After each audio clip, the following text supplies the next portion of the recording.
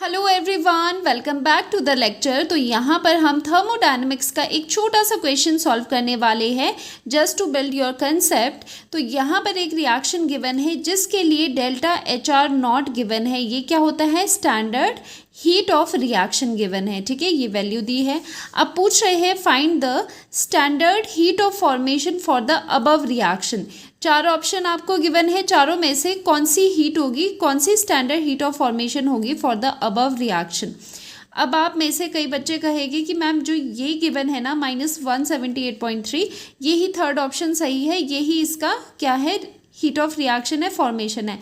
तो ऐसा बिल्कुल भी नहीं है। जब हम बात करते हैं हीट ऑफ फॉर्मेशन की, ध्यान से देखना, जब हम हीट ऑफ फॉर्मेशन की बात करते हैं ना तो एक कंसेप्ट जो इसका बेसिक डेफिनेशन होती है वो हमेशा ध्यान रखते हैं। क्या होता है? रिएक्टेंट से प्रोडक्ट में जा रहे हो आप, ठीक है, से यहाँ पर प्रोडक्ट प्रोड्यूस हो रहा है। अब इस प्रोडक्ट की जो हीट ऑफ फॉर्मेशन होगी, स्टैंडर्ड हीट ऑफ फॉर्मेशन, जिसके लिए हम आर की जगह एफ यूज़ करते हैं, ये क्या है? Standard heat of formation. तो ये वर्ड हम कब यूज़ कर पाते हैं, ये सिंबल हम कब यूज़ कर पाते हैं instead of heat of reaction? जब यहाँ पर ध्यान से सुनना क्या क्या होना चाहिए, जो प्रोडक्ट फॉर्म हो रहा है जिसकी हीट ऑफ फॉर्मेशन आप निकाल रहे हो वो 1 मोल होना चाहिए, पहली बात। ठीक है, 1 मोल होना चाहिए। दूसरी बात ये है, जिन रिएक्टेंट से वो मिलकर के बना है, मान लो रिएक्टेंट है A+B, मान लेते हैं ये रिएक्टेंट क्या है? A+B। जो A+B से मिल करके प्रोडक्ट बना है वो अपनी स्टेबल, मोस्ट स्टेबल स्टेट में होने चाहिए। किस में होने चाहिए? मोस्ट स्टेबल स्टेट में, या फिर हम कहते हैं स्टैंडर्ड स्टेट में होने चाहिए।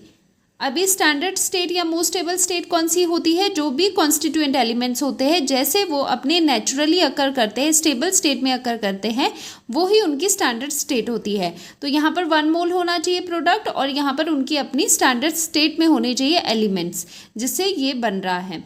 तो यहाँ पर देखो क्या ये चीज़ें हैं? नहीं है ना। यहाँ पर क्या है? यहाँ पर तो बिल्कुल 1 मोल ही नहीं है। यहाँ पर क्या है? यहाँ पर तो 2 मोल है। लेकिन आपको क्या चाहिए? आपको तो ज़रूरत 1 मोल की है। अगर यहाँ पर प्रोडक्ट 1 मोल हो जाए तो इसके लिए हम ये वाला यूज़ करते हैं symbol, that is standard heat of formation. तब वो जो हीट होती है वो हीट ऑफ फॉर्मेशन बन जाती है एक्चुअली। ठीक है, तो यहाँ पर इस रिएक्शन के लिए ये हीट ऑफ रिएक्शन है, but this is not the heat of formation, क्योंकि हीट ऑफ फॉर्मेशन को हम कब कहेंगे? जब यहाँ पर 1 मोल होगा। अब इसी रिएक्शन को रिपीट करके लिखते हैं नीचे।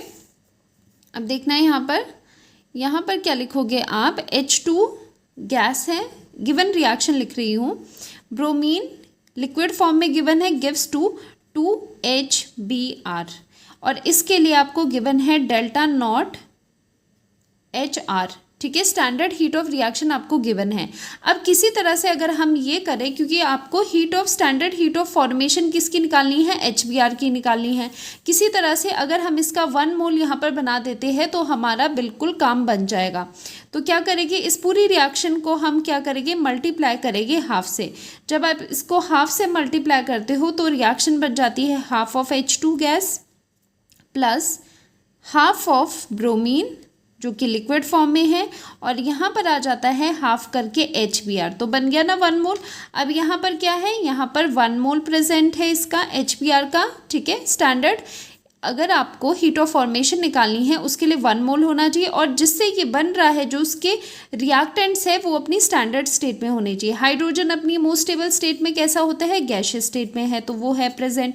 और ब्रोमीन क्या होता है? ब्रोमीन की जो स्टेबल स्टेट होती है वो लिक्विड फॉर्म होती है, ध्यान रखना। जो फ्लोरीन क्लोरीन है उनकी गैसियस होती है। तो ये बिल्कुल परफेक्टली अपनी डेफिनेशन के साथ जा रहा है। यहाँ पर 1 मोल बन चुका है, और यहाँ पर जो इसके कॉन्स्टिट्यूएंट एलिमेंट है जिनसे मिल करके ये बना है वो अपनी स्टैंडर्ड स्टेट में प्रेजेंट है। तब अब हम कह सकते हैं कि यहाँ पर अब जो डेल्टा नॉट आर एच आएगा, दैट इज इक्वल टू, वो कितना हो जाएगा? वो जो बनेगा वो हीट ऑफ फॉर्मेशन बनेगा।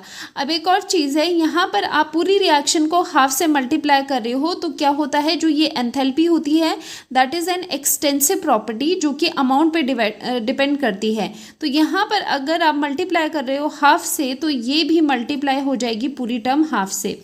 अब ये पूरी जो टर्म बनी उसे अब हम कह सकते हैं कि वो डेल्टा HF0 है, स्टैंडर्ड हीट ऑफ फॉर्मेशन है, क्योंकि यहाँ पर 1 मोल बन चुका है, लेकिन उसको लाने के लिए आपको यहाँ से हाफ से मल्टीप्लाई करना पड़ रहा है।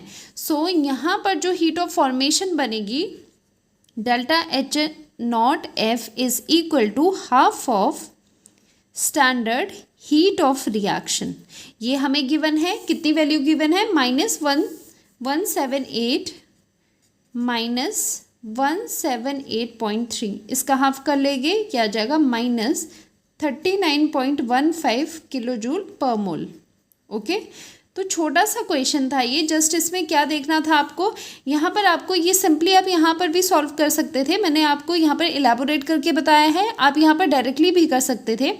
यहाँ पर आपने देखा यहाँ पर क्या है, 2 मोल है, तो हीट ऑफ फॉर्मेशन के लिए चाहिए 1 मोल, तो इसको 1 बना दो। 1 कैसे बनाओगे, पूरी आप रिएक्शन को डिवाइड कर दोगे हाफ से, आप मल्टीप्लाई कर दोगे हाफ से। अगर पूरी रिएक्शन को आप मल्टीप्लाई कर रहे हो हाफ से, तो इसकी जो एसोसिएटेड हीट ऑफ रिएक्शन है वो भी मल्टीप्लाई हो जाएगी 1/2 से।